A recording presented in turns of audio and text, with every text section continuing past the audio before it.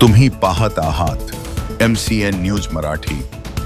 वाशिम जिल्ह्यातील कारंजा शहरातील गजबजलेल्या सावरकर चौकात मंगळवार 7 जुलै रोजी लक्झरी बस आणि ट्रक यांच्यात जोरदार धडक झाल्याने 4 जण किरकोळ जखमी झाले।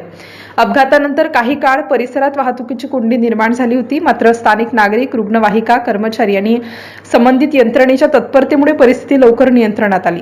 अपघाताची माहिती मिळताच श्री गुरु मंदिर रुग्णवाहिका सेवेचे रुग्णसेवक रमेश देशमुख रुग्णवाहिकेसह घटनास्थळी धाव घेत जखमींना प्राथमिक उपचार दिले।